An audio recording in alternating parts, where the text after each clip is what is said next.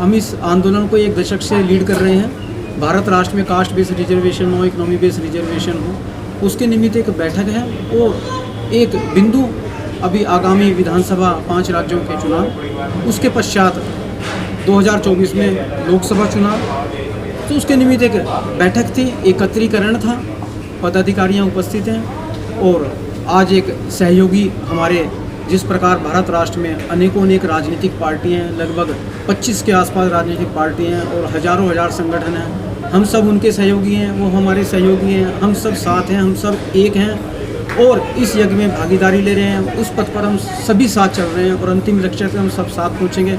आज प्रत्यक्षता उदाहरण एकम सनातन भारत दल अनिल शर्मा जी, इसके अध्यक्ष दिल्ली नॉर्थ दिल्ली के हमारे समक्ष उपस्थित हैं और इस विषय पर आंदोलन को बल देने के लिए अभी आगामी चुनाव में भी सीटों पर इलेक्शंस लड़ रहे हैं, उसके सहयोग हेतु, बल हेतु, योजना हेतु उपस्थित हुए हैं। और उन्होंने आरक्षण विरोधी आह्वान ट्रस्ट को पूर्ण रूप से समर्थन दिया है कि भारत राष्ट्र में कास्ट बेस्ड रिजर्वेशन नहीं होना चाहिए, इकोनॉमी बेस्ड रिजर्वेशन होना चाहिए। और ये सनातन धर्म जो भारत राष्ट्र की परंपरा, ऋषि मुनियों का देश, जिससे भारत राष्ट्र ही नहीं संपूर्ण विश्व अभिभूत है, उसकी उस ज्वाला को, उस उद्देश्य को, उस लक्ष्य को पूर्ण रूप से संपूर्ण विश्व में जो वसुधैव कुटुंबकम के जज्बात हैं उसको इम्प्लीमेंट करने के लिए लालायित हैं, आज यहाँ उपस्थित हुए हैं और इस राजनीतिक दल के द्वारा भी वह ज्योत प्रज्वलित है। और हम लगभग इनके सभी बिंदुओं से, लगभग सभी उद्देश्यों से, बिल्कुल इनकी विचारधारा से अभिभूत हैं और हम सब सहयोगों के रूप में हैं।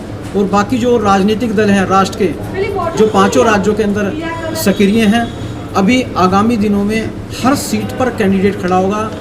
आरक्षण विरोधी आह्वान ट्रस्ट जो प्रतिनिधित्व कर रहा है, स्थिति यह है राजनीतिक दलों की इस विषय पर कि सीटें अधिक हैं। जैसे आदरणीय दीनानाथ जी, जब हम पटाखा व्यापारियों के समर्थन में ज्ञापन लेकर प्रस्तुत हुए थे, मैंने तब भी कहा था, जब आपने इस प्रकार का प्रश्न किया था, हमारे पास सीटें कम हैं, कैंडिडेट अधिक हैं। आप देखिएगा ये आवाज़ घर घर तक गूंजेगी, यह आंदोलन संपूर्ण भारत राष्ट्र में गूंजेगा और ये सरकारें आप देखिएगा निमित्त होगी और भारत राष्ट्र में ये परिवर्तन निश्चित होगा, निश्चित होगा, निश्चित होगा। आज परवीन अरोड़ा जी ने यहाँ के लिए मुझे आह्वान किया गुजराती समाज भवन के अंदर, जिससे कि 5 स्टेट में जो चुनाव हैं उसमें जो हमारे प्रत्याशी हैं उनको समर्थन देने के लिए इन्होंने हमारे से एक वादा किया कि भाई हमारे से जितना भी हो सकेगा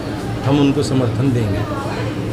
और हमारे एकम सनातन भारत दल से आगे भी हम आपस में अपना तालमेल बिठाकर और आरक्षण जो आज देश के अंदर है उस पर आर्थिक रूप से हमारा समर्थन रहेगा कि आरक्षण को आर्थिक रूप से जाति के ऊपर ना होकर आर्थिक बेस आरक्षण रहे। आगे चलकर हम दोनों इनका आरक्षण विरोधी आह्वान जो समिति है उसके साथ मिलकर हम कार्य करते रहेंगे। ऐसा हम आपस में विचारों की सहमति हमारी आपस में हुई है। सभी को, जितने भी यंगस्टर्स हैं उनको मैं यही कहना चाहती हूँ कि आप हमेशा सपोर्ट करें, लेकिन उन्हीं को सपोर्ट करें जो आपको, जिन फैमिलीज़ को एक्चुअली नीड है उस आरक्षण की। अगर आप इतने कैपेबल हैं कि आप अपनी रिस्पॉन्सिबिलिटीज़ खुद ले सकते हैं तो आप वो काम खुद कीजिए और वो आरक्षण आपके लिए नहीं है।